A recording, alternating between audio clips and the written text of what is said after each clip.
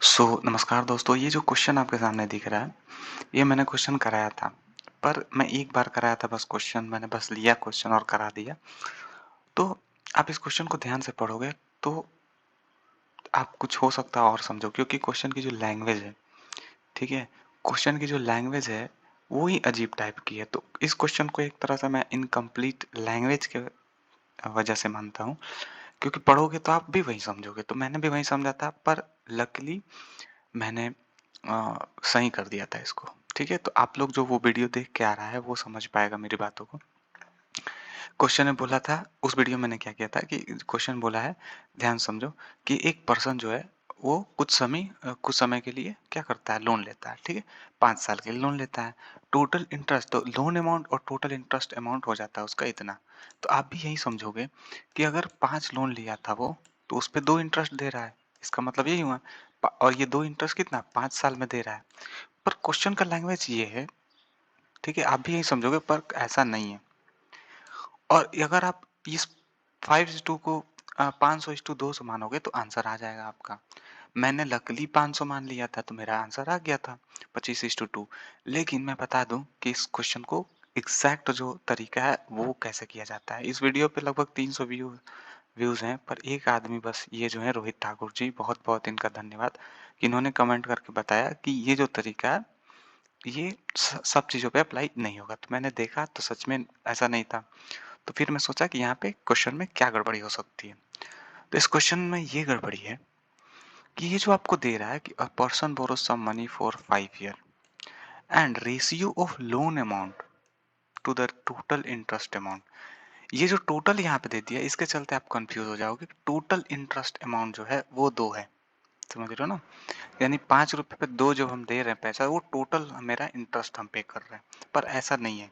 यहाँ पे टोटल को हटा दो आप। बस आपके दिमाग में ये रहना चाहिए कि जो लोन अमाउंट है 5:2 है, यानी कि लोन अगर 5 ले रहा है तो हर साल उसको 2 देना पड़ रहा है इंटरेस्ट, समझ रहे हो ना? हर साल 2 देना पड़ रहा है इंटरेस्ट, ठीक है? टोटल नहीं, हर साल।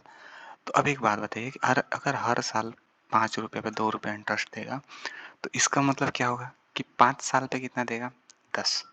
5 साल पे वो 10 इंटरेस्ट देगा।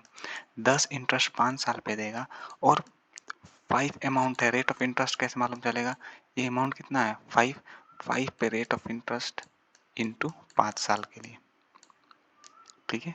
5 साल के लिए 5 साल के लिए 5 अमाउंट पे इंटरेस्ट डिवाइड बाय 100, और 5 साल के लिए 5 5 साल के लिए, ठीक है?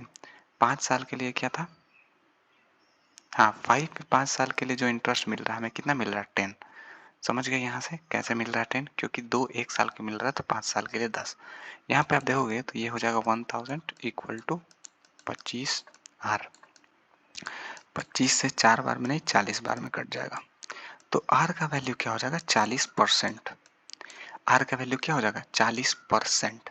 40%, यानी कि अगर 5 अमाउंट है आपका, तो इस पे हमेशा आप अब कुछ भी कर लो, इस पे हमेशा आपको 40% इंटरेस्ट मिलेगा। यही आपसे पूछ रहा है कि find the ratio of total amount. Total amount मेरा 5 था, and interest rate. Interest rate, समझ रहे हो? इंटरेस्ट रेट क्या है? तो 40% है। 40% है तो इसका मतलब क्या है कि 5 पे 40% अमाउंट कितना हो जाएगा? समझा? इंटरेस्ट अमाउंट यहाँ होना चाहिए एक्चुअली में, इंटरेस्ट रेट नहीं होना चाहिए, क्योंकि 5:40 हो जाएगा। या फिर इंटरेस्ट रेट तो एक ही रहेगा, लेकिन अमाउंट जैसे जैसे बदलेगा तो इंटरेस्ट रेट थोड़ी ना चेंज होगा। इंटरेस्ट रेट नहीं चेंज होगा, इंटरेस्ट अमाउंट चेंज होगा लोन अमाउंट की वजह से। अब आप समझो कि 1000 का लोन लिए, इंटरेस्ट रेट तो फिर भी 40 रहेगा। 2000 का लोगे, इंटरेस्ट रेट फिर भी से 40 रहेगा।